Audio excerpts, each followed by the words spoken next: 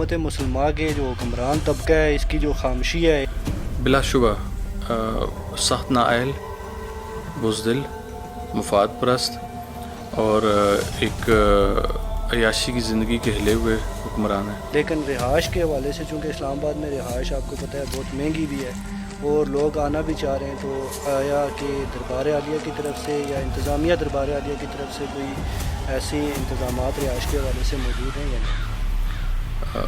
دو چیزوں کی حضرت امام سرکار کے مزار کے اوپر کمی ہے جو ہم سمجھتے ہیں کہ فی الفور پوری ہونی چاہیے. اگر بالفرض کوئی تعاون کرنا چاہتا ہے، اس طرف انٹرسٹڈ ہوتا ہے کہ وہ عمارت تعمیر کرے، تو اس حوالے سے پراپرٹی کا کوئی ایشو تو نہیں ہے، پراپرٹی اویلیبل ہے؟ لیکن دربار شریف کے پاس ایک بہت بڑا احاطہ موجود ہے. اس کے پاس اتنی جگہ موجود ہے کہ وہاں پر کنسٹرکشن کی جا سکتی ہے. ربی اشرح لی صدری ویسر لی امری واحلل عقدۃ من لسانی یفقہوا قولی. ابتدا ہے رب ذوالجلال کے پاکیزہ اور بابرکت نام سے جو عالمین کا رب ہے اور معبود برحق ہے. ہزاروں لاکھوں کروڑوں درود امام المرسلین خاتم النبیین حضرت محمد مصطفیٰ صلی اللہ علیہ وآلہ وسلم پر اور آپ کی آل پاک پر. علی امام منست و منم غلام علی، ہزار جانے گرامی فدا بنام علی. حیدریم قلندرم مستم بندہ مرتضیٰ علی ہستم.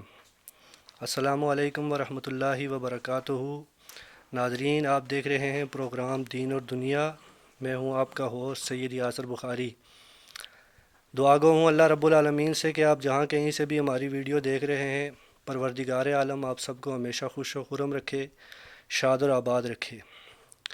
ناظرین گرامی، آج ہم ملک پاکستان کی ایک نامور اور مشہور و معروف درگاہ پر ہمیں حاضری کا موقع ملا، اور آج ہمارے ساتھ پروگرام میں موجود ہیں پیر طریقت رہبر شریعت سجادہ نشین آستانہ عالیہ امام بری سرکار حضرت علامہ پیر سید حیدر علی شاہ صاحب گیلانی مدظ اللہ العلی. السلام علیکم قبلہ. وعلیکم السلام ورحمۃ اللہ. قبلہ، سب سے پہلے تو آپ کا بہت شکریہ کہ آپ نے اپنے قیمتی لمحات میں سے ہمارے پروگرام کے لیے وقت نکالا.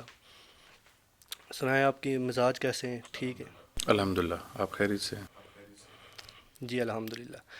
جی قبلہ، چونکہ یہ ایک ایسا سٹیج ہے اور یہ ایک ایسی جگہ ہے کہ جس سے عالم اسلام جو ہے وہ منسلک ہے، اور بالخصوص ملک پاکستان کے طول و عرض سے مسلمان جو ہیں وہ اس درگاہ سے ان کی عقیدت اور محبت وابستہ ہے، اور کسی نہ کسی حوالہ سے کوئی نہ کوئی روحانی وابستگی ضرور ہے.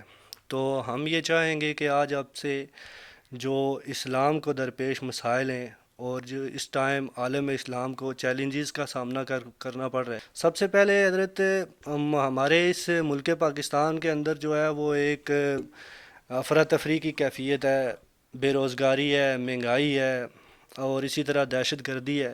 لیکن اس کے ساتھ ساتھ جو اہل اسلام کو وہ ایک اور چیز کا سامنا کرنا پڑ رہا ہے، وہ ہے فرقہ واریت. تو اس حوالے سے آپ کیا کہیں گے؟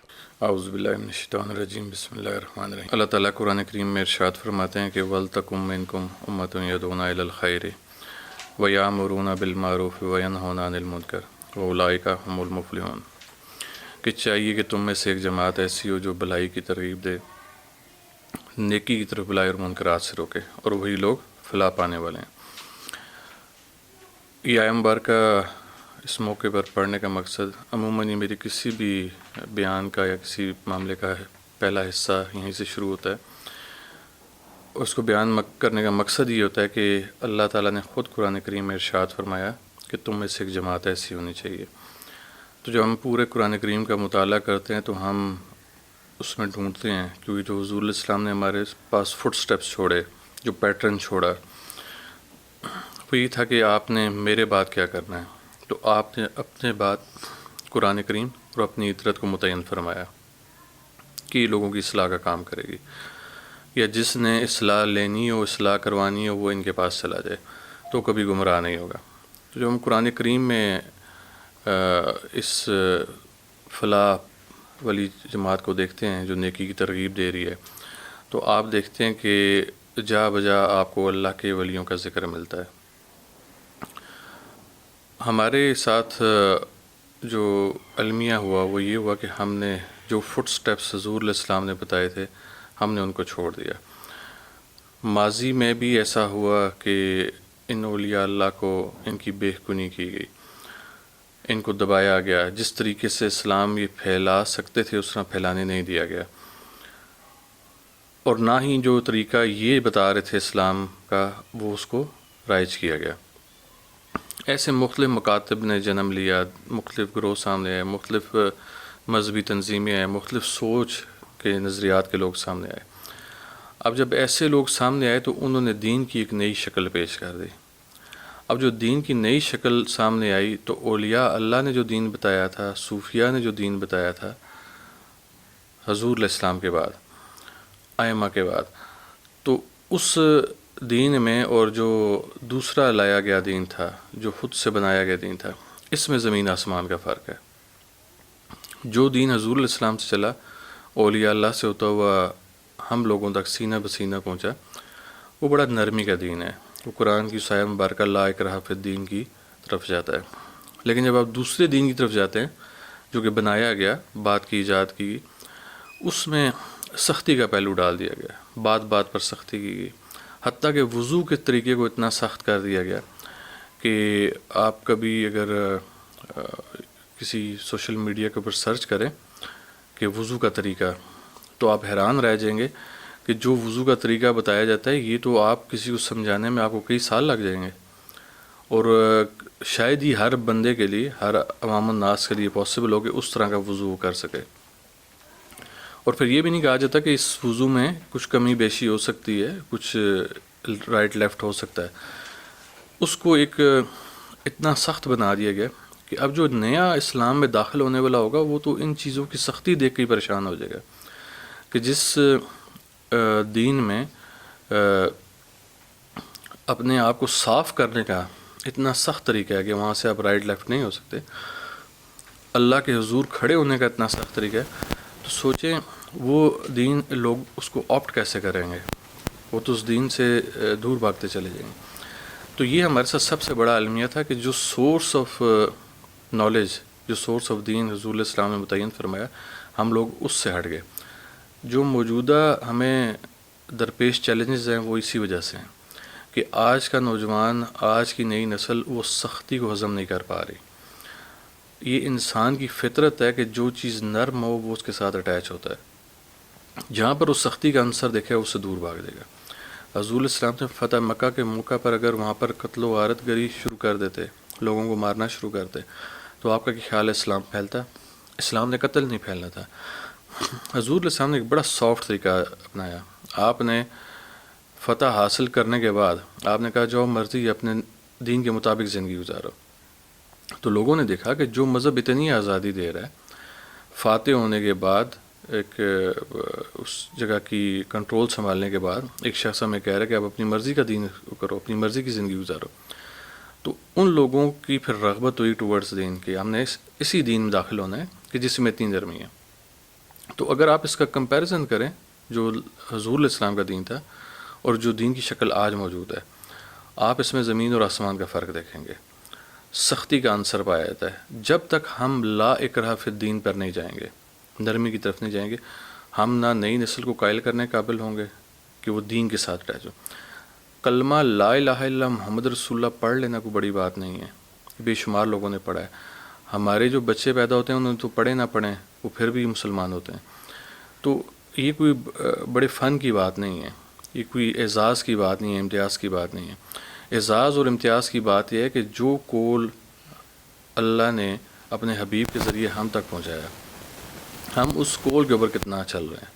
اگر ہم اس قول کے اوپر نہیں ہیں اور صرف ہم نے لا الہ الا پڑھ لیا تو یہ کافی نہیں ہوگا، نہ یہ آگے جا کے بخشوانے کا عمل آئے گا، نہ کسی اور معاملے میں حل کرے گا. قبلہ آپ کو انٹرپٹ کر رہا ہوں. وہ ایک اس میں یہ پہلو بھی ہے کہ بہت سارے خطباء اور بہت سارے علماء ایسی سرگرمیوں میں ملوث ہیں، اور آج کل مساجد بالکل بھی محفوظ نہیں ہیں. اکثر و بیشتر جہاں کہیں بھی ہمیں نماز جمعہ ادا کیا جائے یا کوئی اجتماعات ہوں تو وہاں پہ جو ہے وہ اختلافی ٹاپک جو ہیں وہ ڈسکس ہوتے ہیں، اور امت محمدیہ صلی اللہ علیہ وآلہ وسلم کو انتشار کی طرف لانے میں جو ہے وہ ایسے لوگ کردار ادا کر رہے ہیں. تو اس حوالے سے آپ کیا کہیں گے؟ یہ کوئی اچنبے کی بات نہیں ہے، یہ اللہ تعالیٰ کا واضح فرمان قرآن کریم میں موجود ہے. اللہ تعالیٰ ارشاد فرماتے ہیں کہ ان الدین عند اللہ الاسلام، کہ دین اللہ کے نزدیک اسلام ہے. اسلام کی فردر الیبوریشن کریں تو اس کا مطلب ہے حکم برداری، یعنی دین اللہ کے نزدیک حکم برداری ہو گیا. اب آگے فرماتے ہیں کہ وہ مختلف الذین الا من بعد ما جاءہم العلم بغیا بینہم، کہ یہ جو دین کی بات بڑی واضح تھی، اس میں جو اہل علم نے، یہاں پر غور کیجیے گا، اہل علم سے مراد جن کی بات آپ کر رہے ہیں جو علماء کہلاتے ہیں، اللہ تعالیٰ فرماتے ہیں جو دین کی بات میں اہل علم نے اختلاف ڈالا وہ آپسی ضد کی وجہ سے ڈالا. تو یہ جو آپ کو خطبہ نظر آ رہے ہیں مختلف مساجد میں، یہ دین کے عالم نہیں ہیں، یہ علماء دین نہیں ہیں. اگر آپ نے کبھی ہمارے موقف سنے ہوں تو ہماری جہاں پر بھی ہم بیان کریں اس میں ایک لفظ لازمی آتا ہے کہ اگر ہم نے معاشرے کی اصلاح کرنی ہے، ان کو اسی خطوط پر لے کر چلنا ہے جو حضور علیہ السلام نے متعین فرمائے، تو ہمیں عالم دین کو سننا پڑے گا، عالم دین کو سننا پڑے گا، عالم مسلک کو چھوڑنا پڑے گا. جب آپ عالم مسلک کو پڑھیں گے تو وہ آپ کو کسی بھی مسلک کی کتاب سے اٹھا کر دین سمجھانے کی کوشش کرے گا. یہ سب سے بڑا اس امت کا المیہ ہے کہ وہ آپ کو دین سمجھا رہا ہے مسلک کی کتاب میں سے. اب مسلک جس نے بنایا، جس نے اس کا آغاز کیا، جس نے وہ کتب شائع کی، اس نے سب سے پہلے اللہ کے فرمان کی نفی کی، واعتصموا بحبل اللہ. اگر آپ اولیاء اللہ میں جائیں یہ آپ کو مختلف کتب ملیں گی کہ جی فلاں اللہ کے ولی کی ہے، فلاں اللہ کے ولی کی ہے، لیکن یہ کتابیں ان کے ساتھ باندھ دی گئیں. یہ لکھنے والے اور تھے، یہ ان کے ساتھ صرف ان کو منسوب کر دیا گیا.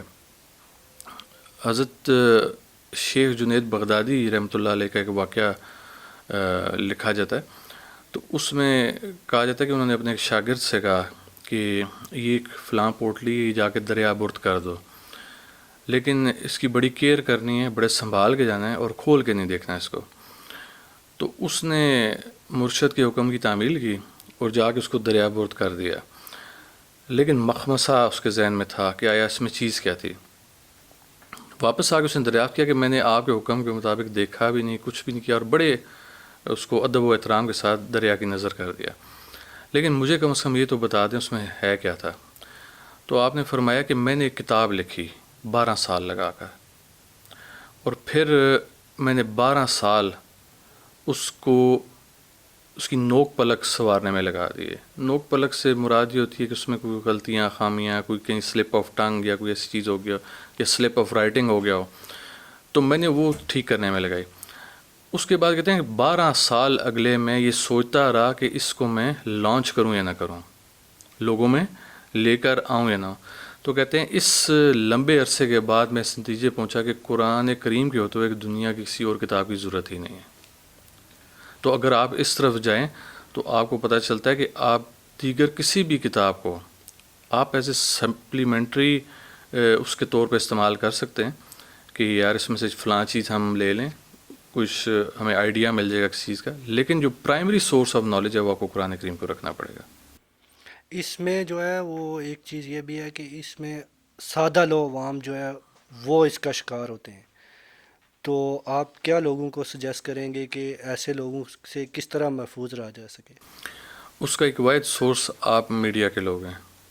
میں سمجھتا ہوں اس میں جو کردار میڈیا ادا کر سکتا ہے وہی اور نہیں کر سکتا. اکثر و بیشتر ہمیں یہ سننے کو ملتا ہے ہمارے جو میڈیا ٹیم ہے ان کی طرف سے کہ جب ہماری کوئی پوسٹ وغیرہ چلتی ہیں تو وہ لوگوں کی طرف سے آبجیکشنز بھی آتے ہیں، لوگ کرٹیسائز بھی کرتے ہیں، کمنٹس بھی پاس کرتے ہیں. اچھے کمنٹس بھی ہیں، اس میں برے بھی ہیں، تضحیک آمیز بھی ہیں، دشنام ترازیاں بھی ہیں.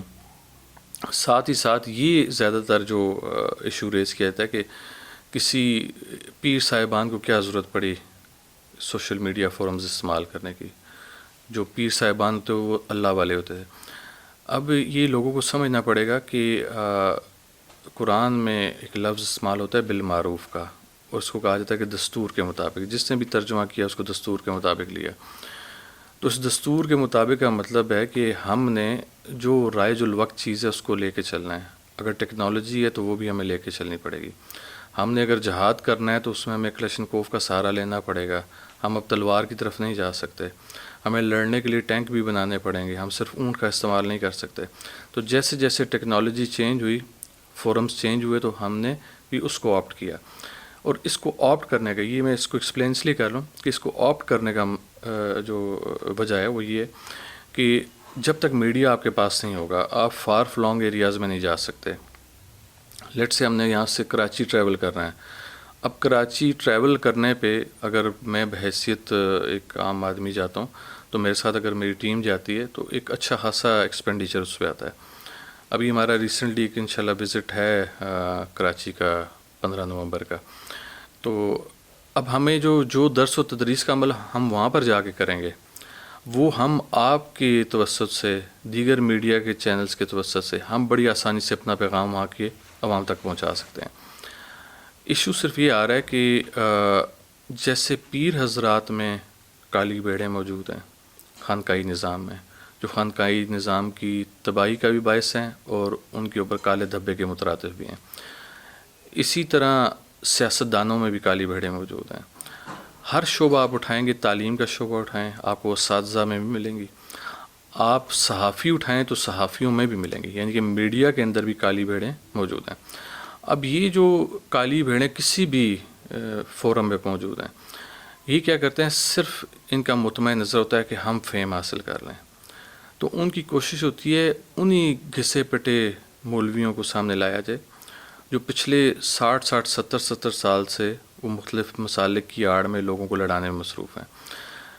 ان سے ان کو ایسا مواد مل جاتا ہے جو عوام کے انٹرسٹ کا ہوتا ہے، جو لڑائی بھڑائی والا ہوتا ہے، چٹکلے والا ہوتا ہے، ذرا چکنی چپڑی باتیں ہوتی ہیں. ایک مسلک کی تکذیب کاری کی جاتی ہے، دوسرے کے اوپر گالیاں داغی جاتی ہیں. قبلہ یہ اس میں ایک اس سے بھی اپ لیول ہے، نیکسٹ لیول. وہ یہ ہے کہ اب بات جو ہے وہ انتہا پسندی تک چلی گئی ہے. مطلب یہ ہے کہ فلاں نے یہ گستاخی کر دی، اس کی طرف یہ چیز منسوب کر دی، اس نے قرآن کی کر دی، اس نے. تو نتائج ہمیں اب جو دیکھنے کو مل رہی ہیں ان 2-3 سالوں میں، اب یہ ٹرینڈ بڑھتا چلا جا رہا ہے کہ یہاں تک کہ لوگوں کا جو ہے وہ قتل کیا جاتا ہے، اور یہ شدت پسندی جو ہے وہ دن بدن عروج پکڑتی جا رہی ہے. تو اس والے سے آپ کیا کہیں گے؟ یہ جن لوگوں کی میں بات کر رہا ہوں، ان لوگوں کے پاس ایک بہت بڑا فن ہے، یہ لوگوں کا مزاج جانتے ہیں. ہمارے پاس بڑا آسان طریقہ ہے کہ ہم آپ جیسے اب آپ کو یہاں پر انوائٹ کریں. آپ نے جیسے مجھے سٹارٹ میں کہا کہ آپ کافی ٹائم سے دیکھ رہے تھے کہ میرے ساتھ بات کریں لیکن نہیں ہو پا رہی تھی، کوئی مصروفیت میری تھی، کوئی آپ کی تھی. تو اگر میں اس ذہن کا بندہ ہوں کہ میں نے مارکیٹ میں اپنے آپ کو لانچ کرنا ہے اور بہت زیادہ فیم حاصل کرنا ہے، چاہے کوئی بھی طریقہ کار ہو، تو پھر میں آپ کے پیچھے ہوتا، میں آپ کو پکڑتا، میں روز آپ کو بلاتا، آئیں نا یار کسی نئے ٹاپک پہ بات کرتے ہیں. یہ لوگ کیا کرتے ہیں کہ انہی پہلوؤں کو اٹھاتے ہیں، انہی چیزوں کو، ٹاپکس کو اٹھاتے ہیں جن کو میں سمجھتا ہوں کہ اللہ تعالیٰ نے متشابہات کے زمرے میں ڈالا. قرآن کریم کو اللہ تعالیٰ نے 2 حصوں پہ ڈیوائیڈ کیا. آپ فرماتے ہیں کہ یہ محکمات اور متشابہات پر مشتمل ہے. محکمات اصول دین ہیں اور وہ چیزیں جن کے معنی واضح ہیں. متشابہات وہ ہیں جن کے معنی میں نے بھی واضح نہیں کیے، لہٰذا ان سے دور ہیں. اور اللہ تعالیٰ بڑی وضاحت کرتے ہیں کہ جو فتنہ پرور لوگ ہوتے ہیں، یہ الفاظ قرآن کریم میں درج ہیں، جو فتنہ پرور لوگ ہیں، فتنہ پھیلانے والے ہیں، وہ متشابہات کا سہارا لیتے ہیں. تو آپ یہ دیکھیں جتنے لوگ ہیں یہ ان کو لوگوں کے مزاج کا پتہ ہے. ان کو یہ پتہ ہے کہ اگر حضور علیہ السلام کی ذات اقدس کے اوپر اگر کوئی شخص ذرا سے ہلکے بھی الفاظ استعمال کر دے گا جو کہ اب تک اس کے نے جان بوجھ کر نہ کی ہوں، اس کی زبان سے نکل گیا ہو. غلطی تو آدم علیہ السلام سے بھی ہوئی.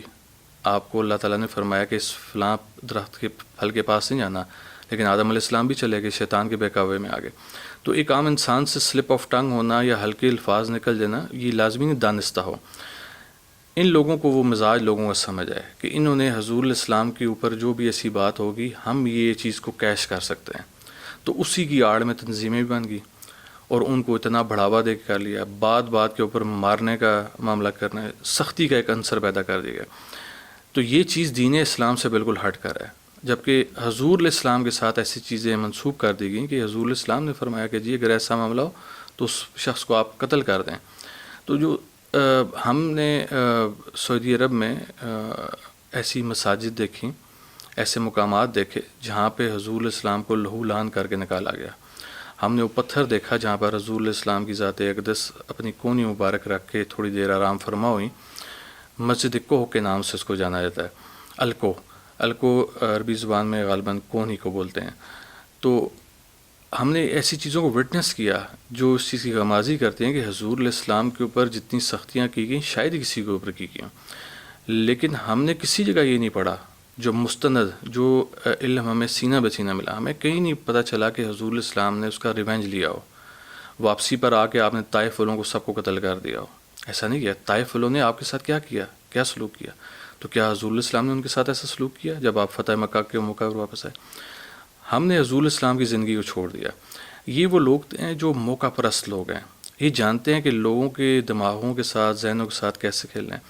تو جب ایسے لوگ موجود ہوتے ہیں تو پھر میڈیا کے لوگ بھی شامل ہوتے ہیں، یوٹیوبرز ان کے ساتھ مل جاتے ہیں، وہ ان کی جا کے انٹرویوز کرتے ہیں، ان کی چیزوں کو بوسٹ کیا جاتا ہے، مارکیٹ میں لانچ کیا جاتا ہے، نیگیٹو ایڈورٹیزمنٹ کی جاتی ہے. اب نیگیٹو ایڈورٹیزمنٹ کیا ہوتی ہے کہ آپ کی کسی بھی ویڈیو کے سر برق پہ لکھا ہوگا کہ فلاں نے کہہ دیا کہ معاذ اللہ حضور علیہ السلام کون ہے. جب آپ پوری ویڈیو دیکھتے ہیں اس میں الفاظ ہی موجود نہیں ہوتے. اب جو یہ سنتا ہے وہ کہتا ہے وہ یہ فلاں نے یہ بول دیا، وہ جا کے اس ویڈیو کو دیکھتا ہے ضرور ہے. اب یہ صرف نمبر آف کلکس حاصل کرنے کے لیے، نمبر آف ویوز حاصل کرنے کے لیے. اور ہم میں چونکہ اس ذہن کا ہوں کہ آپ نے اگر وقت کے ساتھ چلنا ہے ٹیکنالوجی کو دیکھنا ہے. تو جب میں نے اس کو دیکھا تو پتہ چلا کہ آپ نے یوٹیوب کے اوپر واچ ٹائم کو بھی دیکھنا ہے کہ کتنا واچ ٹائم ہے. تو پتہ یہ چلا کہ نیگیٹو ایڈورٹیزمنٹ اس لیے کی جا رہی ہے کہ وہ شخص پوری ویڈیو دیکھے گا کہ یہ الفاظ مجھے کہاں پر ملیں، اس سے گستاخی والے لفظ کہاں پر ہے. تو آپ سوچیں کیسے کیسے طریقے سے یہ لوگ اپنے آپ کو لانچ کرتے ہیں. اور یہ اس کا مطمئن نظر کیا ہوتا ہے کہ اسی مارکیٹ میں سے لوگوں کو اٹھانا، یہ ان کے ذہن پڑھ لیتے ہیں، پھر بڑے آسانی سے ان کو گریب کرتے ہیں اور ان کو اس طرف لے کے جاتے ہیں، اپنے مقاصد کے لیے استعمال کرتے ہیں. پھر اس کے بعد وہ چاہے لانگ مارچ کریں، اس کے بعد چاہے وہ دھرنے دیں یا ملک کی املاک کو نقصان پہنچائیں، لوگوں کو نقصان کرائیں، نام دین اسلام کا استعمال ہوگا. اب ہوتا کیا ہے کہ یہ لوگ تو اپنے چند ٹکوں، چند عوض کی خاطر کسی کی ایما پر، کسی سے پیسے لے کے، کسی اور معاملے میں کر کے یہ لوگ یہ حرکتیں کرتے ہیں، لیکن جو بلیم ہے، جو داغ ہے وہ اسلام کے دامن پہ لگتا ہے. ایک چونکہ آپ ایک بڑی خانقاہ سے وابستہ ہیں تو آپ سے کئی ہزاروں نہیں بلکہ لاکھوں کی تعداد میں لوگ اس خانقاہ سے جڑے ہوئے ہیں. تو ایک جو آج کل یہ ٹرینڈ چل پڑا ہے نیا کہ ہر جگہ دیکھیں دیواروں پہ جو ہے وہ وال چاکنگ ہوئی ہوئی ہے، روحانی بیماریوں کا علاج، یہ جو تعویذ اور یہ جو ایسا یہ گورکھ دھندا چل پڑا ہے، یہ معاملات جو اس طرح کے لوگ کرتے ہیں جو اصل خانقاہی نظام کی بدنامی کا سبب بنتے ہیں، ان کے بارے میں آپ کیا کہیں گے اور سادہ عوام کو آپ کیا انتباہ کریں گے؟ اس میں جیسے میں نے پہلے ذکر کر دیا کہ کالی بھیڑیں ہر جگہ موجود ہیں. خانقاہی نظام ایسا نہیں ہے کہ آپ کہیں کہ بالکل پاک صاف ہے. اگر خانقاہی نظام بالکل پاک صاف ہوتا تو شاید دوسروں کی گنجائش نہ بنتی. ہمیں دنیاوی تعلیم جب میں حاصل کر رہا تھا تو اس میں ایک بات سمجھائے گی کہ آپ ریسرچ تب کرتے ہیں جب کوئی پرابلم ہو. اگر کوئی پرابلم نہیں ہے تو ریسرچ کرنے کی ضرورت نہیں ہے. تو سب سے پہلے آئیڈینٹیفیکیشن آف پرابلم ہوتا ہے. تو اگر تو پرابلم ایگزسٹ ہی نہ کرے تو پھر نئی چیز کے لیے ریسرچ کی ضرورت نہیں پڑتی. اگر خانقاہی نظام میں قباحتیں نہ ہوتیں، پیر حضرات یہ الٹے سیدھے دندوں میں ملوث نہ ہوتے تو پھر قطعاً ایسے مولوی سامنے نہ آتے، پھر قطعاً ایسے لوگ سامنے نہ آتے جو دین کا حلیہ بگاڑتے. تو قباحت موجود تھی یہاں پر بھی. ہماری کوشش ہوتی ہے کہ ہمارے پاس جو لوگ آتے ہیں ہم ان کو اس چیز سے آگاہی دیتے ہیں کہ سب سے پہلے اگر آپ کسی کے پاس، کسی پیر کے پاس جاتے ہیں تو اس کو پہلے اس کے اسلوب بھی دیکھ لیں، کیا وہ پیر ہونے کے قابل ہے. کیا وہ قرآن جانتا ہے؟ اس سے قرآن جاننے سے مراد قرآن پڑھنا نہیں ہے. قرآن پڑھنا کوئی امتیاز یا کوئی فن کی بات نہیں ہے. کیا وہ قرآن سمجھتا ہے؟ اور اگر سمجھتا ہے تو کیا خود قرآن کے اوپر منون عمل پیرا بھی ہے؟ اگر وہ آپ اس کو اس چیز پہ پیٹرن پہ ان لائنس پہ نہیں دیکھتے تو نہ تو آپ اس کی پیروی کریں نہ اس سے کوئی چیز لیں. ہمارے پاس جو لوگ ہوتے ہیں ہم ان کو یہ شناسائی دیتے ہیں کہ اللہ تعالیٰ نے قرآن کو واضح کہا کہ یہ میری نصیحت بھی ہے اور اس میں شفا بھی ہے. تو اللہ تعالیٰ نے شفا کے لیے بھی کچھ چیزیں مختص کر دیں قرآن کریم میں. جادو ٹونے سے، بری نظر سے، ان چیزوں سے بچنے کے لیے بھی آیات مختص کر دیں. سورہ مبارکہ پوری موجود ہیں. یعنی کہ کمپلیٹ کوڈ آف کنڈکٹ اللہ تعالیٰ کی ذات نے بتا دیا. اگر کوئی شخص ان چیزوں کو سمجھ نہیں سکا، اس نے ترجمے کے ساتھ قرآن پڑھا نہیں، اس میں بھی اگین انہی مولویوں کا ہاتھ ہے جو آج کل سوشل میڈیا کے اوپر بیٹھ کے دیکھیں. اب ان کو یوٹیوبز والے اور دیگر چینلز والے ان کو کیسے ہاتھوں ہاتھ لے رہے ہیں، اپنے پوڈ کاسٹ میں لے کے آ رہے ہیں، اور پوڈ کاسٹ میں بیٹھے ہوئے ان اینکرز کے سامنے کہہ رہے ہیں کہ جی قرآن کو ترجمے کے ساتھ نہیں پڑھنا چاہیے، یہ گمراہی ہے.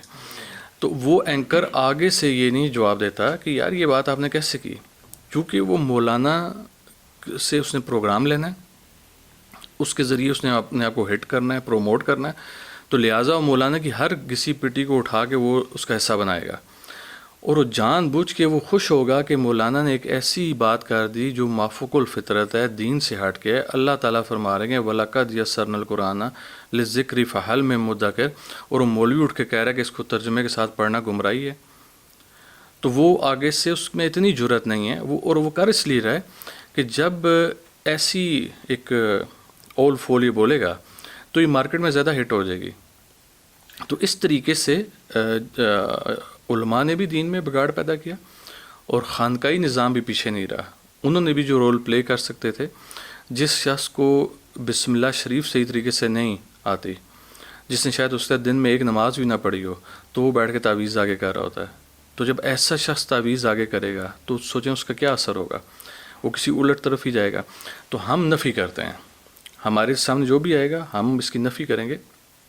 ہمارے خاندان میں جو ہماری لڑی چلتی آتی ہے حضور غوث پاک سے حضرت پیر سید امام علی شاہ گیلانی رحمۃ اللہ علیہ تک، پھر ان سے آگے ہماری جو نسل چلی، ہم میں تعویذ ہے، ہم تعویذ دیتے ہیں، لیکن ہمارے تعویذ کا اپنا طریقہ کار ہے. ہم نماز روزے سے ہٹ بک کے والا تعویذ نہیں دیتے. ہم جو ورد دیتے ہیں، جو وظیفہ دیتے ہیں، ہماری اس کی شرط ہوتی ہے کہ آپ باقاعدگی نماز کی کریں گے، ہر نماز کے بعد دعا میں یہ فلاں چیز شامل کریں گے، ہر نماز کے بعد آپ اتنے دفعہ فلاں چیز کا ورد کریں گے، اس کے اول آخر درود شریف ہوگا. اب یہ ساری چیزیں ہم ان کو نماز کے ساتھ بتاتے ہیں تاکہ اس کی جو فرسٹ انکلائنیشن ہے وہ ٹورڈز نماز ہو، نماز کی طرف آئے، پھر ہمارے ورد کی طرف آئے. قبلہ آپ اتحاد بین المسلمین پہ بھی بہت کام کر رہے ہیں، اور ہم آپ کی ویڈیوز جو ہیں وہ آئے روز ہماری نظروں سے گزرتی ہیں. تو اس وقت جو عالم اسلام کو چیلنجز کا جو سامنا کرنا پڑ رہا ہے، بالخصوص جو فلسطین میں جنگ جاری ہے اور وہاں فلسطینیوں کو جو ہے وہ اسرائیل بمباری کا نشانہ بنا رہا ہے، تو اس حوالے سے جو امت مسلمہ کے جو حکمران طبقہ ہے، اس کی جو خاموشی ہے ایک، اور ان کی جو پالیسی ہے، اس حوالے سے آپ کیا کہیں گے؟ ہم نے بارہا اپنا موقف اس پہ پیش کیا ہے. ہم نے اپنی حکومت کو بھی، جو ہمارے ریاستی ادارے ہیں ان کو بھی یہ میسج دیا جس فورم پہ ہم سے بند پڑا. اگر وہ پرسنل ٹاک تھی تو بھی ہم نے کہا، اگر وہ میڈیا ٹاک تھی تو بھی ہم نے کہا، کسی اجتماع سے خطاب تھا تب بھی ہم نے کہا. ہمارا اس کے اوپر بڑا واضح موقف ہے کہ ہم اس چیز کا ادراک رکھتے ہیں بالکل کہ ابھی صورتحال 14 سال پہلے والی نہیں ہے. ہم فوراً جنگ کسی جگہ پر نہیں کر سکتے. بارڈرز ہیں، ویزا پروسیس، دیگر معاملات ہیں. فلسطین تک پہنچنے کے لیے پاکستان جیسے ملک کو بڑا ٹائم لگتا ہے، پاکستان کی عوام کو، پاکستان کی افواج کو. گو کہ ایئر کرافٹس موجود ہیں، دیگر معاملات ہیں، میزائل سسٹم ہے، لیکن بیریئرز بھی ہیں، دوسرے ممالک بیچ میں آتے ہیں. اگر ایسا کوئی عمل کیا جاتا ہے تو اس کا امپیکٹ یہ بھی آ سکتا ہے کہ ہم یہاں سے وہاں پہ حملہ کریں، پیچھے سے ہم پہ حملہ ہو جائے. ہماری اپنی سرحدیں محفوظ نہیں ہیں. ہمارے ساتھ انڈین بارڈر ہے جو ہمارے لیے بڑے اس کا ہمیشہ سے مسئلے مسائل کریٹ کرتا رہا. تو بہت سی چیزوں کو ان ریاستی اداروں کو، حکومتوں کو کنسیڈر کرنا ہوتا ہے. کہ اگر ہم ایک محاذ پہ لڑنے جائیں گے تو کیا ہم اس قابل ہیں کہ پچھلے محاذ پہ بھی عوام کی جان کا تحفظ کر سکیں. تو یہ اپنے آپ کو سیکیور کر کے لڑنا یہ حضور الاسلام کا وتیرہ ہے اور طریقہ کار ہے. اگر ایسا نہ ہوتا تو غزوہ خندق کے موقع پہ حضور الاسلام فرماتے کہ آنے دو، اب شہر کے اندر داخل ہو رہے ہیں تو ٹھیک ہے، لڑتے ہیں، وہ ہمیں ماریں گے ہم ان کو ماریں گے. لیکن آپ نے کیا کیا، آپ نے اس شہر کو محفوظ کرنے کے لیے کہ کفار کی فوجیں اندر داخل نہ ہوں، آپ نے خندقیں کھودی. غزوہ بدر میں بدر کا انتخاب کیوں کیا گیا؟ مین اندر مدینہ کے اندر بھی جنگ لڑی جا سکتی تھی، ان کا انتظار کیا جاتا، لیکن بدر کا مقام کا انتخاب اس لیے کیا گیا کہ جہاں پر عورتیں اور بچے یہاں سے ہٹ جایا جائے اور لڑائی کو ایسی جگہ شفٹ کیا جائے جہاں پر بچوں اور عورتوں اور بوڑھوں کا نقصان نہ ہو. تو حضور الاسلام نے ہمیں ایک طریقہ بتایا کہ آپ نے اپنے آپ کو سیکیور کرنا ہے. صلح حدیبیہ آپ کے سامنے ہے، حضور الاسلام نے سیکیور کیا، طاقت گین کی، اس کے بعد آپ نے کفار کے ساتھ لڑائی لڑی. یہ سارے فٹ سٹیپس حضور الاسلام کے. اگر آپ ان سے ہٹ کے لڑائی لڑیں گے تو آپ پھر جب ہاریں گے تو آپ کہیں گے میں تو جہاد کے لیے نکلا تھا، ہار کیوں گیا؟ آپ ہارے اس لیے کہ آپ نے فٹ سٹیپس فالو نہیں کیے. حضور کی بات سے آپ جب ہٹیں گے نا تو ناکامی آپ کا مقدر بن جائے گی. غزوہ احد جیتی ہوئی جنگ تھی، لیکن ناکامی کیوں ہوئی؟ کہ حضور کی بات جو بتائی ہوئی تھی کہ آپ نے گھاٹی نہیں چھوڑنی، وہ گھاٹی چھوڑ دے گی، تو ناکامی آپ کا مقدر بن گئی. یہاں پر اس میں جوش والا معاملہ نہیں ہونا چاہیے.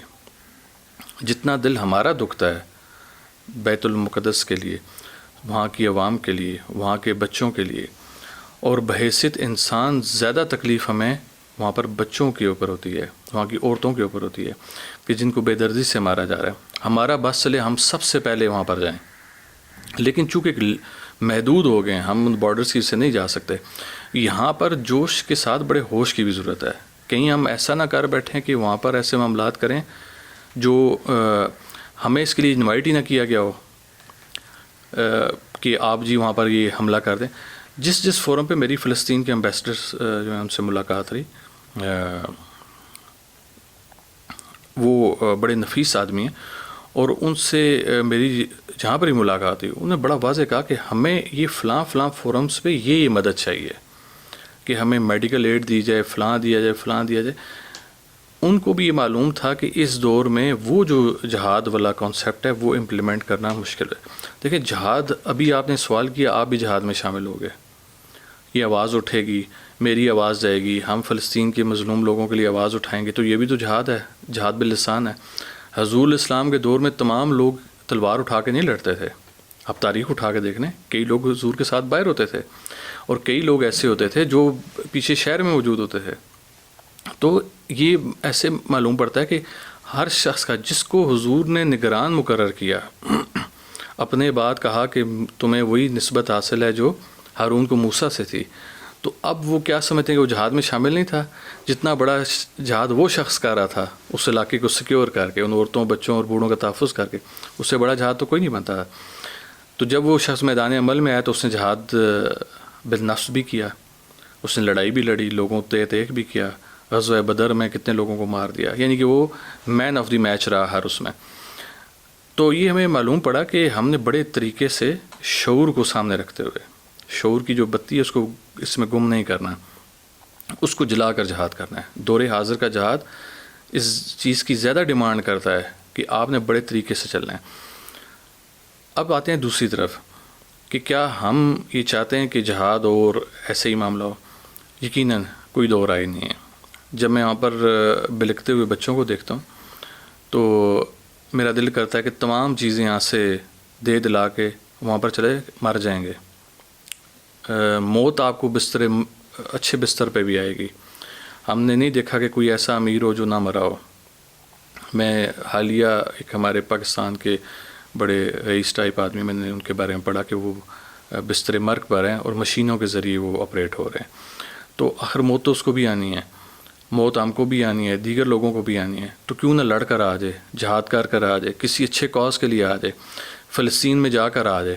لیکن یہ بیریئرز کیسے ریموو ہوں گے؟ اس کے لیے جو ہمارے ملک کی حکومت ہے، جو انتظامیہ ہے، جو ہمارے ادارے ہیں، یہ ان کو سوچنا ہوگا. حضور الاسلام نے جنگ کا طریقہ کار وضع کر دیا ہمارے اوپر کہ جنگ لڑنے کس نے؟ اداروں نے، جس میں تنظیم ہے. جو آپ جیسے ہم جیسے لوگ ہوتے ہیں نا، ہم جنگ نہیں لڑ سکتے. ہم میں آپس میں کمیونیکیشن ہی نہیں ہوتی. ایک طرف پٹاخہ بجا نا تو یہ ساری قوم بھاگتی ہوئی ایک سائڈ پہ آ جائے گی. جو لوگ فوجی تربیت حاصل کرتے ہیں، جنگی اسلوب سے واقف ہوتے ہیں، ان کو معلوم ہوتا ہے کہ یہ گولہ بھی پھٹے گا، گولی بھی چلے گی، کوئی مرے گا بھی، تو ہم نے اس موقع پہ کیا کرنا ہے. ایسا نہیں کہ مورچہ چھوڑ کے بھاگ جانا ہے. سویلین سائڈ پہ یہ ہوتا ہے کہ آپ دیکھیں کتنی بڑی تحریکیں نکلتی ہیں روڈوں کے اوپر، تو آگے سے ایک لاٹھی لگتی ہے تو وہ ہزاروں کا مجمع دوسری طرف بھاگ رہا ہوتا ہے. تو کیا یہ لوگ جا کے فلسطین کو آزاد کریں گے؟ فلسطین میں ایسے لوگ لڑ رہے ہیں نا، وہ چھوٹی سی بات ہوتی ہے پھر بھاگ جاتے ہیں، وہ گولی چلتی ہے انہیں بھاگنا پڑتا ہے کیوں ہرتے لوگ ہیں. تو پتہ یہ چلا کہ یہ جو معاملہ کرنا پڑے گا، اس میں یہ آپ نے اس طرح نہیں کہ آپ صبح اٹھے اور آپ کہیں جی میں جہاد کے لیے چلے جانا ہے اور جہاد کرنا ہے.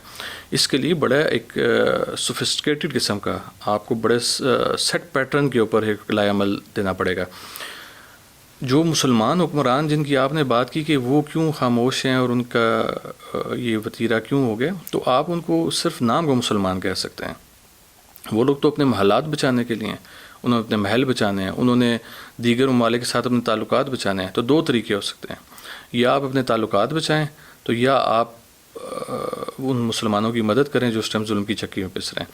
لیکن لیوش لائف جو ہمارے مسلمان حکمرانوں کے جو ایک دور چلا جس میں مسلمانوں کے پاس بادشاہت رہی، آپ مسلمانوں کے ان بادشاہوں کی زندگی اٹھا کے دیکھیں، آپ حیران رہ جائیں گے. ان کے آگے 70 80 100 کنیزیں ہوتی تھیں، اور جس مرضی کو اپنے ساتھ اپنے بستر پر لے جائیں. یہ اسلام بتاتا ہے آپ کو. تو یہ لوگ تو اس پیٹرن پہ چلتے ہوئے آ رہے ہیں. آپ کا کیا خیال ہے کہ یہ لوگ اٹھا کے تلوار اٹھا کے لڑیں گے یا کلاشنکوف سے لڑیں گے؟ یہ تو جو اسلوب جنگ ہے ان سے ہی ناواقف لوگ ہیں. لہٰذا ان کی طرف دیکھنے کی ضرورت نہیں ہے. ہم تو اس چیز پہ بلیو کرتے ہیں کہ یہ فلسطین والا معاملہ ہے یہ اسی ٹائم حل کی طرف جائے گا جب حضور الاسلام کی آل میں سے ایک آخری نمائندہ آئے گا اور وہی اس معاملات کو لے کر چلے گا. ادروائز یہ آج کی دنیا کے مسلمان حکمران جو ہیں یہ ان کے بس کا کام نہیں ہے. یعنی کہ آپ کلیئر الفاظ میں یہ کہنا چاہتے ہیں کہ اس وقت جو امت مسلمہ کے حکمران طبقہ ہے ان کے ہاتھوں سے یہ گیم نکل چکی ہے، اور یہ مطلب فلسطین والا معاملہ یہ حل نہیں کروا سکتے. بلا شبہ سخت نااہل، بزدل، مفاد پرست اور ایک عیاشی کی زندگی کے ہلے ہوئے حکمران ہیں. جو عیاشی کی زندگی کا ہل گیا وہ کیا کوئی صحبت برداشت کر سکتا ہے؟ وہ کبھی نہیں کر پائے گا. آپ لیبیا کی مثال لیں، معمر قذافی کا بیٹا، یہ اتنا فیمس تھا اور اتنے اس کے اچھے تعلقات تھے باہر کے ممالک سے کہ فرانس کی شانزلے لیز ایک روڈ ہے جو ایفل ٹاور کے سامنے آتی ہے، وہاں پر یہ سپیڈ لمٹ کو بریک کرتا تھا. جو ایک سپیڈ لمٹ وہاں پر تھی گاڑیوں کی غالباً 120 کلومیٹر تھی، تو یہ اس کو بریک کرتا تھا، ان کے رولز بریک کرتا تھا جو کہ کوئی بھی نہیں کر سکتا تھا. لیکن اس کے تعلقات اتنے اچھے تھے کہ اس کو کچھ کہا نہیں جاتا تھا. ٹونی بلیئر کو مائی فرینڈ کہہ کے بلاتا تھا. تو اتنے اچھے تعلقات جب تھے تو جب اس کو ایک خندق میں گزارا کرنا پڑا، تو اگر کوئی عام شخص ہوتا تو وہ اس خندق میں ہو سکتا ہے سالہ سال زندہ رہ جاتا، گزارا کر لیتا. لیکن چند ماہ کے بعد اس کے ہاتھ پاؤں کی انگلیاں گلنا شروع ہو گئیں، اس کے ہاتھ پاؤں خراب ہو گئے کیونکہ وہ لیوش لائف کا ہلا ہوا تھا. تو یہ جو لڑائیاں لڑی جاتی ہیں یہ وہ حکمران لڑتے ہیں جو خود میدان عمل کا حصہ ہوتے ہیں. اب پیچھے بیٹھ کر اے سی والے کمروں میں اشارے کرنے والے حکمران جو ہیں یہ کبھی لڑائیاں نہیں لڑ سکتے. وہ اپنا محل بچائے گا، اپنے باہر پڑتے ہوئے بچے بچائے گا، یا وہ اپنے کسی جگہ پہ ظلم کی چکی میں بستے ہوئے مسلمانوں کو بچائے گا. وہ وہی موقف اختیار کرے گا جس موقف کے اختیار کرنے سے اس کو حکمرانی وقت کی ملی ہوئی ہے. ہمارے آج کے دور کا کوئی بھی حکمران، کسی مسلمان ملک کا حکمران اگر بات کرے گا تو اس کی حکمرانی جائے گی. ہم بڑے واضح الفاظ میں ببانگ دھول کہتے ہیں کہ ہم قطعاً یہ نہیں کہتے کہ آپ ایران سے جا کے دین لے لیں. ہم اپنا دین اپنے طریقے سے سمجھتے ہیں. ایران والوں کا دین کو اختیار کرنے کا اپنا طریقہ کار ہے. ہم نہیں کہتے آپ ایران سے دین لیں، ہم نہیں کہتے آپ ایران سے کوئی کتاب کی اور بات لیں، لیکن ہم کہتے ہیں کہ اس اٹھ کے کھڑے ہونا، ڈٹ کے کھڑے ہونا اس سے سیکھ لیں. ایک ملک ہے، اگر وہ کھڑا ہو گیا تو آپ کیوں نہیں کھڑے ہو سکتے؟ کیا اس کو موت نہیں آنی؟ کیا وہاں پر شہری موجود نہیں ہیں؟ کیا ان کے پاس محلات اور پیسے نہیں ہیں؟ کیا تمہارے پاس صرف آگ ہیں، یا تم یہ سمجھتے ہو کہ تم یہ کر کے تم ساری اس کے بعد تمہیں موت نہیں آنی؟ موت تم کو بھی آئے گی، لیکن تاریخ میں تمہارا نام برے حروف سے لکھا جائے گا. وہاں پر جس کو بھی موت آئے گی، جس لیڈر کو بھی موت آئے گی، وہ ان کی غائبانہ نماز جنازہ ہمارے پاکستان جیسے ملک میں بھی ادا ہوتی جائیں گی. سید حسن نصر اللہ شاہ صاحب اہل تشیع تھا، وہ مکتبہ اہل تشیع سے تعلق رکھتا تھا، لیکن آپ دیکھیں اس کی شہادت کے اوپر ہمارے ملک پاکستان میں اہل سنت کی جماعتوں نے غائبانہ نماز جنازہ ادا کی. تو ان کا لگاؤ اس کے مکتب سے نہیں تھا، اس کی دین یا اس نظریات والی سوچ سے نہیں تھا. ان کا لگاؤ، ان ہماری مذہبی جماعتوں کا لگاؤ اس کے ساتھ اس لیے تھا کہ وہ ڈٹ کر کھڑا ہوا، وہ مردوں کی طرح سامنے آیا، اس نے لڑائی لڑی، فلسطینیوں کے حقوق کے لیے لڑا، ٹھیک ہے، آواز اٹھائی، عورتوں اور بچوں کے حقوق کا تحفظ کیا. اپنی فیملی کے ساتھ اس کی کیا ہوا، لیکن وہ اس نے اف نہیں کی. تو آج تاریخ اس کو کس الفاظ میں یاد کر رہی ہے کہ میں بھی آپ کے سامنے اس کا اچھی طریقے سے نام لے رہا ہوں. ہمارے یہاں پر لنگر کے اوپر اس کے لیے دعا بھی ہوتی ہے. تو جب آپ جائیں گے آپ کے لیے کیا ہوگا؟ آپ کو تو لوگ برے الفاظ سے یاد کریں گے. ابھی حالیہ دنوں میں ہمارے ایک جج صاحب یہاں سے گئے. اب آپ دیکھیں ایک ختم نبوت والی بات کے اوپر ان کا ایک عمل ایسا آیا جہاں پر انہوں نے ہیر پھیر کرنے کی کوشش کی گئی. بعد میں اس کو انہوں نے کہا کہ جی ہم ٹھیک ہے سے چینج کر لیتے ہیں. ہم بڑے عرصے سے کہہ رہے ہیں یار ایک بورڈ بنا لو، ایک بورڈ بنا لو. ابھی آپ کہتے ہیں نا کہ بگاڑ کیوں ہوتا ہے جی، تو آپ دیکھیں کہ ہماری بات نہیں سنی جاتی. پچھلے 8-10 سال سے ہم رونا رو رہے ہیں، ریاستی اداروں کو بھی کہہ رہے ہیں، حکومتوں کو بھی کہہ رہے ہیں، ہر حکومت کو کہہ رہے ہیں ایک بورڈ تشکیل دے دو. جب کوئی ختم نبوت کے حوالے سے، حضور کی اوپر دشنام ترازی کے حوالے سے، کوئی توہین رسالت کے حوالے سے مسئلہ ہے، اس بورڈ میں جائے، بورڈ وہ فیصلہ کر کے چیف جسٹس کے حوالے کرے، یہ سنا دیں بھائی. کوئی چیف جسٹس کے اوپر انگلی نہیں اٹھائے گا، کوئی نہیں کہے گا فیصلہ کر دو کہ بورڈ شامل ہے اس میں تمام مکاتب کے علماء کو شامل کر لیں، تو آپ کے لیے کام آسان ہو جائے گا. لیکن سمجھ نہیں آتی کیوں نہیں آپٹ کیا جاتا، کیوں prevention is better than cure کے اوپر نہیں جاتا کہ احتیاط علاج سے بہتر ہے. ہر دفعہ آپ علاج کرتے ہیں، احتیاط نہیں کرتے. تو یہ ساری چیزیں آپ دیکھیں. وہ جج صاحب نے ایک، میں جس طرف آپ کو لانا چاہ رہا تھا کہ انہوں نے ایک بات حضور الاسلام کے اس جو آپ کے ختم نبوت کے تحفظ کے حوالے سے اس میں تھوڑی سی ہیر پھیر کرنے کی کوشش کی گئی. تو آپ دیکھیں پاکستان اور پاکستان سے باہر ان کا کیا حال ہے، ان کو کس طریقے سے یاد کیا جا رہا ہے. آپ کوئی اچھا کام کریں گے نا تو یہ لوگ آپ کو اٹھا کے سر پہ رکھیں گے، آپ کا نام اچھے روپ سے لکھا جائے گا. اسی طرح جتنے اسلامی ممالک ہیں یہ جب فنا ہوں گے تو یہ پھر فنا فی اللہ نہیں ہوں گے، یہ بس فنا ہو جائیں گے، ان کا کوئی نام لینے والا نہیں ہوگا. لیکن جو اللہ کی ذات کے لیے اپنے آپ کو فنا کرے گا اس کا نام رہتی دنیا تک رہے گا. آپ حضرت بری امام سرکار اٹھائیں، داتا صاحب اٹھائیں، آپ حضرت عبداللہ شاہ غازی علیہ السلام اٹھائیں، بی بی پاک دامنہ اٹھائیں، یہ جتنے اولیاء اللہ اس میں گزرے ہیں، آپ ان کو دیکھیں کہ انہوں نے کیا کیا، اللہ کی خاطر اپنی زندگی ختم کر دی. تو آج تک وہ زندہ ہیں کہ نہیں ہیں؟ آج تک ان کے مزارات پر لوگ جاتے ہیں، دیگیں چڑھتی ہیں، کتنے لوگ وہاں سے بھوکے کھانا کھاتے ہیں. تو اگر اللہ کے لیے فنا کریں گے تو انشاءاللہ اللہ تعالیٰ ہمیں زندہ رکھے گا. قبلہ آخر پہ اگر آپ ہمیں اس بارے میں بتا دیں، چونکہ جب ہم یہ پوڈ کاسٹ ریکارڈ کرنے آ رہے تھے تو جن لوگوں کو انفارمیشن ملی ہے اس حوالے سے تو ان کا یہ کنسرن تھا، اور آپ کے ساتھ جو مریدین اٹیچ ہیں اور یہ پورے پاکستان کے طول و عرض سے اس خانقاہ کے ساتھ لوگوں کی وابستگی اور عقیدت بھی ہے، تو لوگوں کا یہ کنسرن ہے اور اس بارے میں لوگ جاننا چاہتے ہیں کہ وہاں پہ تو لنگر کا تو انتظام 24 گھنٹے ہوتا ہے، لیکن رہائش کے حوالے سے چونکہ اسلام آباد میں رہائش آپ کو پتہ ہے بہت مہنگی بھی ہے اور لوگ آنا بھی چاہ رہے ہیں، تو آیا کہ دربار عالیہ کی طرف سے یا انتظامیہ دربار عالیہ کی طرف سے کوئی ایسی انتظامات رہائش کے حوالے سے موجود ہیں یا نہیں؟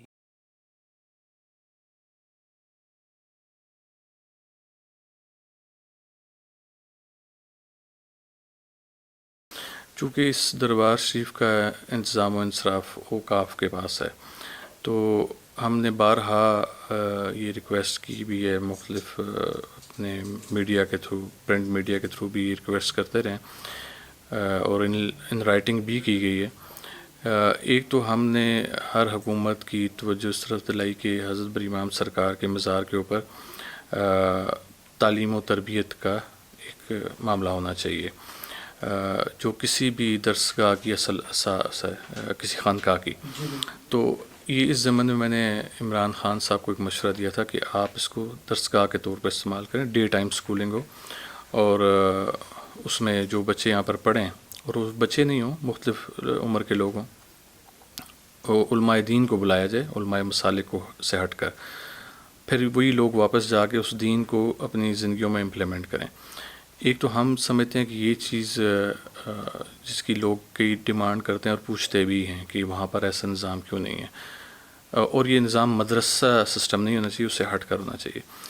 تو ایک تو اس چیز کی کمی ہے۔ دوسرا جس کی طرف آپ نے توجہ دلائی کہ جو ایک لوگوں کا کنسرن ہے کہ ہم وہاں پر چلے تو جاتے ہیں، لنگر کا انتظام ہوتا ہے لیکن رہائش کا نہیں ہوتا۔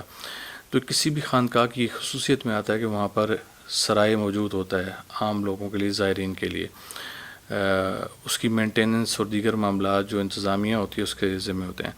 تو ابھی تک اوقاف، کیونکہ حضرت امام سرکار کے جو اب ایک احاطہ آپ نے دیکھا ہوگا، روزہ مبارک تیار ہو گیا، ایک لائٹوں کا بہت جدید نظام موجود ہے، بے شمار لائٹیں جلتی ہیں، دیگر معاملات ہیں، تو ایسے لگتا ہے کہ شاید اتنے فنڈز موجود نہیں ہیں کہ وہ اس کو سرائے کو لوگوں کے لیے بنائیں۔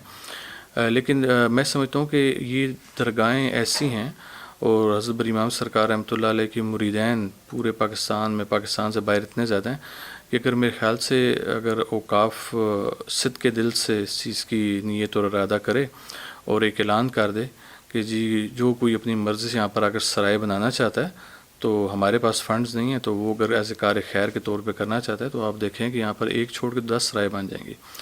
تو لیکن اس طرف نہیں آیا جا رہا، واللہ عالم اس کے پیچھے کیا مسئلہ ہے۔ ہماری کوشش ہوتی ہے کہ ہم اوقاف کی توجہ سے دلاتے رہیں بغیر ان کے ساتھ کوئی مڈ بھیڑ کیے ہوئے۔ تو اس چیز کی بہت اشد ضرورت ہے۔ جو پہلو میں نے آپ کو بتایا علمی درسگاہ کا اور دوسرا سرائے کا، لیکن یہ مکمل اوقاف کے اس تک ہے۔ جو لنگر کے معاملات ہیں، اچھی بات ہے کہ لوگ اس کے اوپر ایک اچھا موقف اپنا دے رہے ہیں، لیکن ہم یہ سمجھتے ہیں کہ لنگر میں بھی امپرومنٹ ہونی چاہیے، کہ یہ جو لوگ آتے ہیں ان کو حضرت بر امام سرکار کے مہمان کے طور پر ٹریٹ کیا جانا چاہیے۔ ہم یہ سمجھتے ہیں کہ جیسے ایک فرمان ہے کہ مولا علی سرکار کا کہ لوگوں کی امیدوں کا تم سے وابستہ ہونا تمہارے لیے باعث رحمت ہے۔ تو اگر ایک شخص اتنے دور سے آتا ہے اس امید کے ساتھ کہ میں صلی اللہ کے ولی کی در پہ جاؤں گا تو مجھے وہاں پر اللہ کی طرف سے لنگر بھی ملے گا، کھانے کو بھی ملے گا، میری رہائش کا بھی بندوبست ہو جائے گا۔ تو ایک لوگوں کی امید ہے، اس امید کو بار لانا چاہیے۔ جو حضرت امام سرکار کا جو انکم ہے یہاں کی، وہ ایک بہت بڑی اماؤنٹ ہے، اور اگر میرے خیال سے اس کو طریقے سے مینیج کیا جائے تو یہ کوئی اتنی بڑی بات نہیں ہے۔ اور اگر اس میں نہیں ہو پاتا تو پھر یہ ہم آپ کے ذریعے بھی یہ دوبارہ سے ایک مشورہ دیتے ہیں کہ آپ اس کو ایک علل اعلان ایک بات کر دیں کہ جی جو شخص بنانا چاہتا ہے کار خیر کے طور پہ، تو آپ دیکھیں انشاءاللہ یہ مہینوں میں نہیں، یہ چند دنوں میں تعمیر ہو۔ گزارش ایک کروں کہ اس حوالے سے اگر بالفرض کوئی تعاون کرنا چاہتا ہے، اس طرف انٹرسٹڈ ہوتا ہے کہ وہ عمارت تعمیر کرے، تو اس حوالے سے پراپرٹی کا کوئی ایشو تو نہیں ہے؟ پراپرٹی اویلیبل ہے؟ لیکن دربار شریف کے پاس ایک بہت بڑا احاطہ موجود ہے، اس کے پاس اتنی جگہ موجود ہے کہ وہاں پر کنسٹرکشن کی جا سکتی ہے۔ دوسرا سمارٹ موو کرنا پڑے گا، آپ کو اچھے طریقے سے دیکھنا پڑے گا۔ آپ چھوٹی جگہ پہ زیادہ لوگوں کو اکاموڈیٹ کر سکتے ہیں، اس میں یہ ہے کہ وہاں پر آپ بیسمنٹ دے سکتے ہیں، بیسمنٹ کے ساتھ آپ ملٹیپل سٹوریز دے سکتے ہیں، تو آپ کو زیادہ جگہ کی ضرورت بھی نہیں پڑے گی۔ اتنا احاطہ موجود ہے کہ اگر ایک وقت میں یہاں پر 1000 سے 2000 لوگوں کا بھی بندوبست کیا جائے تو کیا جا سکتا ہے۔ ایک چیز جو آپ سوال کرتے تو میں نے کہا سوچا شاید آپ کا سوال اس طرف جائے، لیکن چونکہ اس طرف نہیں گیا اور میرا ذہن اس طرف گیا، میں اس کو کلیئر کرنا چاہتا ہوں۔ کچھ ابہامات پائے جاتے ہیں، اور ابہامات ایسے پائے جاتے ہیں کہ جو اوقاف کا ادارہ یا اس سے ریلیٹڈ لوگ جو ہمیں نہیں ہضم کرتے، وہ سمجھتے ہیں کہ شاید ہماری جو حضرت امام سرکار سے وابستگی ہے وہ کسی مادی سورس کی وجہ سے ہے، کہ ہم چاہتے ہیں کہ شاید وہاں کا انتظام و انصرام غلے کی صورت میں ہمارے پاس آ جائے، دیگر آ جائے۔ ہم آپ کے توسط سے سببانگ دہل کہتے ہیں کہ جو ایسا معاملہ کرنا چاہتا ہے وہ قطعاً ہمارے پاس نہ آئے۔ جس نے حضرت امام سرکار کی وجہ سے کوئی پیسے لگانے ہیں وہ جا کے سیدھا مزار کے اوپر ڈائریکٹ لگائے، اس میں کسی اور ادارے کو بھی انوالو نہ کرے۔ اگر انوالو کرنا ہے تو اس کو اوپن طریقے سے کرے، تاکہ جو فنڈز وہ دے رہا ہے اس کے فنڈز کا پتہ بھی چلے کہاں پر گئے، اصل فنڈز لگ بھی رہے ہیں یا نہیں لگ رہے۔ ماضی میں ایسے ہوا کہ فنڈز میں کچھ ایسی خرد برد ہوئی کہ جس کی وجہ سے لوگوں کا اعتبار اٹھ گیا۔ ہم سے ایسے لوگ ملے، انہوں نے بتایا کہ ہم نے ایک اچھے لیول کے فنڈز دیے لیکن وہ معاملات نہیں ہوئے.